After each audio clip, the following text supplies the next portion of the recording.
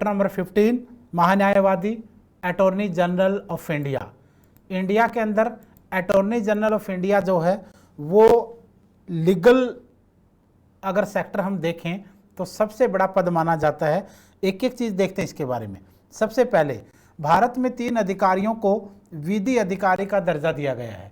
India के अंदर 3 अधिकारी ऐसे हैं जिनको विधि अधिकारी का दर्जा दिया गया है।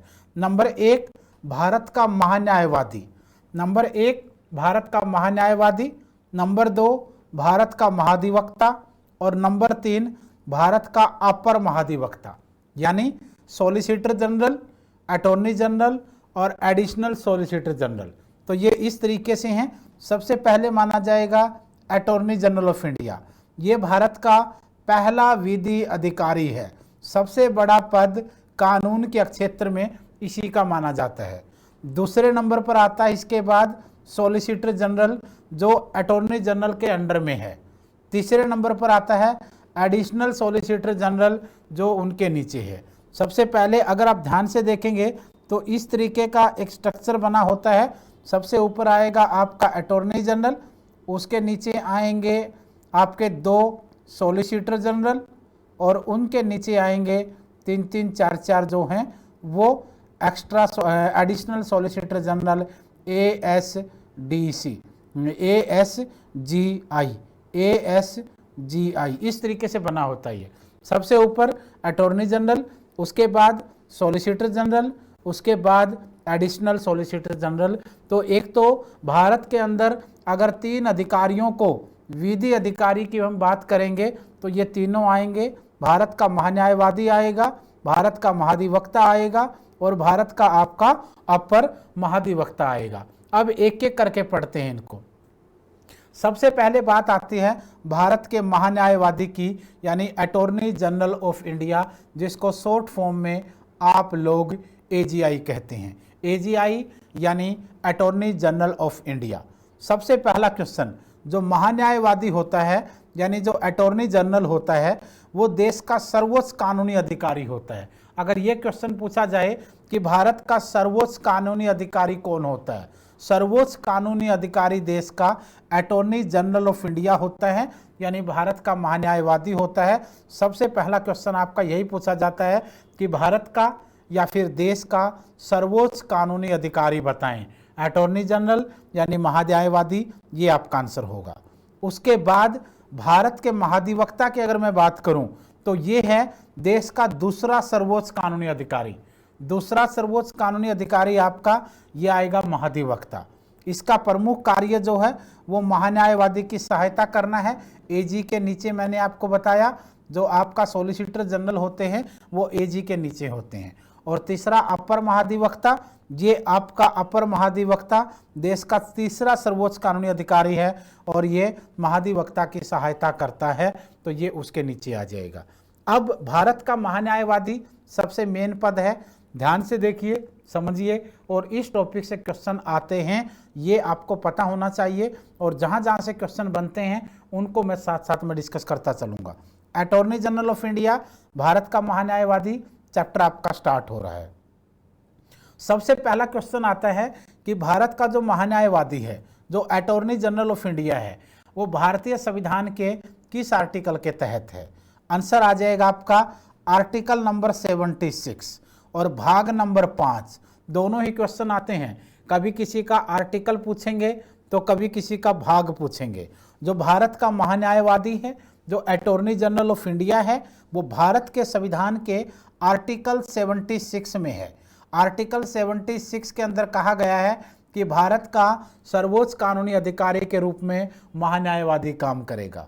ये जो आर्टिकल 76 है या जो महान्यायवादी है, अगर उसका भाग पूछ लें तो संविधान के भाग नंबर 5 में इसका वर्णन है।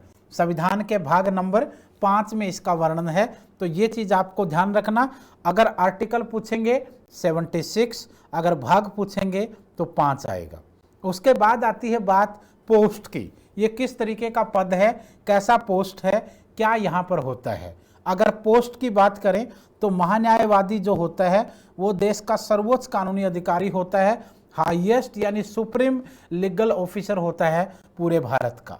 फिर क्वेश्चन आ जाता है कि अगर इतना ही बड़ा पद है तो फिर योग्यता बता दीजिए, इसकी क्वालिफिकेशन क्या होगी। अटॉर्नी जनरल ऑफ इंडिया जो है वो उसकी क्वालिफिकेशन क्या होती है, महान्यायवादी की जो योग्यता होती है वो उच्चतम न्यायालय के न्यायाधीश की योग्यता के बराबर होती है या उसी वाली योग्यता होती है। यानी सुप्रीम कोर्ट के जज यानी जस्टिस ऑफ सुप्रीम कोर्ट के जज के बराबर इसकी योग्यता होती है। सुप्रीम कोर्ट के जज की योग्यता क्या होती है, या तो 5 साल तक हाई कोर्ट का चीफ रहा हो या फिर 10 साल तक सुप्रीम कोर्ट में वकालत की हो। तो ये सेम इसकी योग्यता होती है।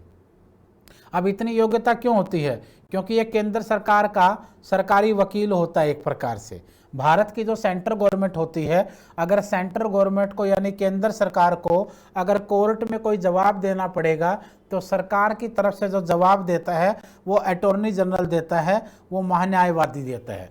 और जवाब कहाँ देना पड़ता है, सुप्रीम कोर्ट में जवाब होते हैं आमतौर पर। और सुप्रीम कोर्ट में अगर सरकार की तरफ से कोई वकील जवाब दे रहा है तो उस वकील की जो योग्यता होती है, उसकी जो इंटेलिजेंसी होती है, उसका जो कद होता है वो सुप्रीम कोर्ट के जजों का बराबर होना चाहिए, क्योंकि तभी तो आप सरकार को बचाओगे। अगर ऐसा नहीं हुआ तो फिर आप हर बार सरकार को हरा दोगे, कोर्ट में हर बार मुंह की खाओगे, सामने वाला वकील आपकी दलीलों को काट डालेगा, सुप्रीम कोर्ट के जजेज आपकी एक बात ढंग से नहीं सुनेंगे। तो इसके लिए ज़रूरी होता है कि जो सुप्रीम कोर्ट के जजेज होते हैं उनके बराबर की क्वालिफिकेशन आपकी होनी चाहिए। ये एक सबसे मेन कंडीशन यहाँ होती है। उसके बाद बात आती है नियुक्ति की। सुप्रीम कोर्ट के जजेज के बराबर की योग्यता तो हो गई, लेकिन अब क्वेश्चन आएगा कि जो महान्यायवादी होता है, जो अटॉर्नी जनरल ऑफ इंडिया होता है, उसकी नियुक्ति कौन करेगा, उसको अपॉइंट कौन करेगा। अगर अपॉइंट के बारे में बात करें हम लोग तो अपॉइंट रहेगा, महान्यायवादी की नियुक्ति राष्ट्रपति द्वारा होती है। महान्यायवादी की जो नियुक्ति होती है वो किसके द्वारा होती है, वो राष्ट्रपति के द्वारा होती है। यानी भारत का जो राष्ट्रपति है वो महान्यायवादी की नियुक्ति करता है। एक चीज आपको ये ध्यान रखना। आप एक सेकंड वेट कर ली, थोड़ी सी आवाज में दिक्कत आ रही।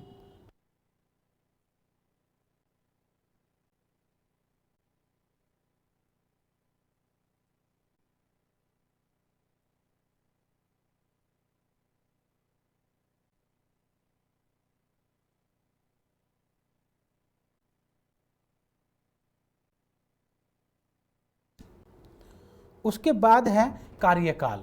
अब पूछ लेते हैं कि इसका कार्यकाल बताइए आप लोग। कार्यकाल यानी अटॉर्नी जनरल जो होता है, जिसको आप लोग महान्यायवादी बोलते हैं, इसके कार्यकाल का क्वेश्चन पूछते हैं भाई, क्योंकि सबसे ज़्यादा जो क्वेश्चन आता है, क्योंकि आम तौर पर नॉर्मली है ना सर्वोच्च अधिकारी और बहुत सारे क्वेश्चन आते हैं, लेकिन कार्यकाल के अगर बारे में पूछेंगे तो संविधान द्वारा महान्यायवादी का जो कार्यकाल होता है वो निश्चित नहीं किया गया है। यानी महान्यायवादी का कार्यकाल संविधान द्वारा निश्चित नहीं है। वो उसको हटाने की प्रोसेस की बात अगर करेंगे तो संविधान को उसके हटाने को लेकर भी कोई मूल व्यवस्था नहीं है। यानी सिंपल बात है, केंद्र सरकार जो होती है, ये केंद्र सरकार का एक प्रकार से सरकारी वकील होता है। सरकार की तरफ से मुकदमे लड़ता है, सरकार की तरफ से पैरवी करता है, और सरकार राष्ट्रपति को बोलती है, जिसको चुनने को बोलेगी राष्ट्रपति उसको चुन देगा, और जब चाहे सरकार उसका पद का कार्यकाल जो है वो समाप्त भी कर सकती है। तो कार्यकाल की जो निश्चितता है वो नहीं है, और इसको हटाने की व्यवस्था का वर्णन नहीं है। केंद्र सरकार चाहे तो अपने हिसाब से इसको हटा सकती है और इसका कार्यकाल तय कर सकती है। वेतन और सैलरी की जहां तक बात आएगी तो महान्यायवादी के जो वेतन और भत्ते हैं वो भी संविधान में तय नहीं किए गए हैं, उसे राष्ट्रपति द्वारा निर्धारित पारिश्रमिक मिलता है। ये क्वेश्चन याद रखना भाई, इस टाइप के क्वेश्चन पूछे जाते हैं। भारतीय संविधान में महान्यायवादी का कितना वेतन तय किया गया है? संविधान में न तो इसका कार्यकाल तय है, न इसको हटाने की प्रक्रिया का वर्णन है, न इसके वेतन और भत्ते दिए गए हैं। संविधान के अंदर ऐसा कुछ नहीं है। तो इसलिए इसके जो वेतन और भत्ते हैं वो राष्ट्रपति द्वारा निर्धारित पारिश्रमिक मिलता है। इसको राष्ट्रपति इसको चुनता है और राष्ट्रपति के द्वारा जो निर्धारित पारिश्रमिक है वो इसको मिलता है। फिर बात आती है कार्य और शक्तियों की। कई बार क्वेश्चन आ जाता है कि महान्यायवादी के कार्य और शक्तियां बताइए। कार्य और शक्तियों में सबसे पहला आएगा कि राष्ट्रपति के द्वारा सौंपे गए कर्तव्यों का पालन करे, यानी जो राष्ट्रपति सौंपेगा उन कर्तव्यों का पालन जो है वो महान्यायवादी को करना होता है, नंबर 1। नंबर 2, राष्ट्रपति द्वारा सौंपे गए विषयों पर भारत सरकार को कानूनी सलाह देता है। आपको ध्यान होगा कि राष्ट्रपति जो विषय सौंपेगा उन पर भारत सरकार को कानूनी सलाह देनी होती है। और सिंपल अगर भाषा में समझें तो राष्ट्रपति कुछ नहीं सौंपता है, केंद्र सरकार राष्ट्रपति के थ्रू, राष्ट्रपति के माध्यम से इनको विषय सौंपती है और वो इनसे सलाह लेती है। कानून संबंधी जो सलाह है वो केंद्र सरकार को ये देता है। और तीसरा है कानून द्वारा प्रदान किए गए कर्तव्यों का निर्वहन करना, यानी कानून के द्वारा जो भी इनको अधिकार दिए गए हैं और जो कार्य दिए गए हैं उनको पूरा करना इसका काम है। महान्यायवादी के कामों में सबसे पहले आएगा राष्ट्रपति द्वारा सौंपे गए कर्तव्य, नंबर 2 भारत सरकार को कानूनी सलाह देना, नंबर 3 कानून द्वारा प्रदान किए गए कार्यों का निर्वहन करना, कर्तव्यों का निर्वहन करना। उसके बाद बात आती है अधिकारों की। अटॉर्नी जनरल ऑफ इंडिया यानी भारत के महान्यायवादी के अधिकारों को अगर आप देखेंगे तो बहुत सारे अधिकार इसके पास हैं। इसके पास कई अधिकार होते हैं। जैसे नंबर 1, भारत की किसी भी अदालत में महान्यायवादी को सुनवाई का अधिकार है, यानी चाहे सुप्रीम कोर्ट हो, चाहे हाई कोर्ट हो, चाहे डिस्ट्रिक्ट कोर्ट हो, चाहे सेशन कोर्ट हो, देश के अंदर किसी भी अदालत के अंदर महान्यायवादी को सुनवाई का अधिकार होता है। तो एक तो ये है। ये क्यों होता है आपको पता होना चाहिए। ऐसा क्यों होता है? क्योंकि जो महान्यायवादी है, जो अटॉर्नी जनरल ऑफ इंडिया है, वो केंद्र का सरकार की तरफ से मुकदमे लड़ता है, और जब केंद्र सरकार की तरफ से मुकदमे लड़ता है तो देश के सुप्रीम कोर्ट तक वो कानून की लड़ाई लड़ता है। तो उसको सारे के जितने भी कोर्ट देश में हैं हर जगह उसको सुनवाई का अधिकार होना चाहिए। दूसरी चीज़ है संसद के दोनों सदनों में बोलने का या कार्रवाई में भाग लेने का उसको अधिकार है। यानी संसद के दोनों सदन, चाहे आपका राज्यसभा हो चाहे आपका लोकसभा हो, संसद के दोनों ही सदनों में उसको बोलने का अधिकार है, उसको कार्रवाई में भाग लेने का अधिकार है। अगर संसद के किसी भी सदन में कोई कार्रवाई चल रही है तो जो महान्यायवादी है वो उस कार्रवाई में भाग ले सकता है, उस कार्रवाई में वो बोलने का अधिकार भी रखता है, अपने विचार व्यक्त करने का वो अधिकार रखता है। और ऐसा क्यों होता है? क्योंकि वो सरकार की पैरवी करता है कोर्ट में, और सरकार राज्यसभा, लोकसभा, संसद में क्या रुख रखती है ये उसको पता होना चाहिए।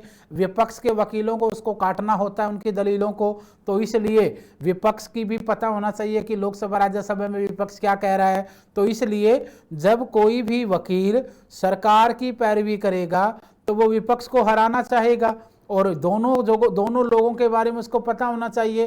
तो संसद दोनों को जानने का एक सबसे अच्छा माध्यम है। तो संसद में जो है वो लोकसभा भी होती है, राज्यसभा भी आ जाएगी। इसमें पक्ष वाले लोग भी होंगे सरकार के जिनकी तरफ से वो लड़ता है, और विपक्ष वाले भी होंगे जिनके खिलाफ वो लड़ता है। तो इसलिए उसको दोनों में बोलने और कार्रवाई में भाग लेने का अधिकार है। लेकिन दोनों सदनों की संयुक्त बैठक में बिना मताधिकार के भाग लेगा। यहाँ भी सेम बात है, उसको वोटिंग राइट नहीं है भाई, ध्यान रखना आप लोग। जो महान्यायवादी होता है वो संसद के मीटिंगों में तो हिस्सा ले लेगा, संसद की मीटिंगों में तो हिस्सा लेगा, लेकिन उसके पास वोटिंग राइट नहीं होता है। वोटिंग राइट उसके पास नहीं होता है। वोटिंग राइट क्यों नहीं होता है? क्योंकि वोटिंग राइट तो सिर्फ किन के पास होता है? सिर्फ एमपीज के पास होता है, जो लोकसभा और राज्यसभा के सदस्य होते हैं, वरना किसी के पास वोटिंग राइट नहीं होता है। उसके बाद है एक सांसद की तरह सभी भत्ते और विशेषाधिकार उसको मिलते हैं। एक सांसद जब वो मीटिंग में हिस्सा लेता है, जब वो बैठकों में जाता है, तो एक सांसद की तरह सभी भत्ते और विशेषाधिकार भी उसको मिलते हैं। भारत के महान्यायवादियों की अगर मैं बात करूं तो एक लंबी चौड़ी लिस्ट है इनकी, लंबी चौड़ी लिस्ट है इनकी। आप आके देख लीजिए, सबसे पहले से बात अगर करेंगे तो भारत का जो पहला महान्यायवादी हुआ था वो था MC शीतलवाड़। भारत का पहला महान्यायवादी MC शीतलवाड़ 1950 से 1963, सबसे लंबा कार्यकाल, आज तक का सबसे लंबा कार्यकाल। पहला प्रथम महान्यायवादी भी वही रहा और लंबा कार्यकाल भी उसी का रहा। नाम था MC शीतलवाड़। MC शीतलवाड़ भारत का पहला महान्यायवादी था और सबसे लंबा कार्यकाल भी इसी का है, 26 जनवरी 1950 से और 1 मार्च 1963 तक। लगभग 13 साल से ज़्यादा ही कार्यकाल इनका था। उसके बाद बाकी सारे लोगों की लिस्ट है और लेटेस्ट में आप लोग के वेणुगोपाल पढ़ सकते हैं। के वेणुगोपाल 15वें नंबर का। अगर इस वीडियो को कुछ महीनों बाद देखेंगे तो हो सकता है कि चेंज हो जाए, क्योंकि सबसे बड़ी बात यही होती है पॉलिटी में, आपको लेटेस्ट जोड़ना होता है और जैसे जैसे चेंज हो आपको उसका आइडिया होना चाहिए। तो अभी हम जो डिस्कस कर रहे थे वो अटॉर्नी जनरल के बारे में डिस्कस कर रहे थे। देश का सबसे बड़ा यानी सर्वोच्च कानूनी अधिकारी होता है, कार्यकाल निश्चित नहीं है, हटाने की प्रक्रिया निश्चित नहीं है, सैलरी भत्ते राष्ट्रपति के हिसाब से उनको मिलते हैं, अपॉइंटमेंट राष्ट्रपति करता है, केंद्र सरकार का सरकारी वकील होता है, राष्ट्रपति द्वारा सौंपे गए काम करता है और उसके अलावा आप देखेंगे देश के सभी न्यायालयों में सुनवाई का अधिकार उसके पास है। संसद के दोनों सदनों में वो हिस्सा ले सकता है, वो बोल सकता है, लेकिन वो वोटिंग राइट उसके पास नहीं है। तो ये तमाम जो चीज़ें थी ये आपके अटॉर्नी जनरल के बारे में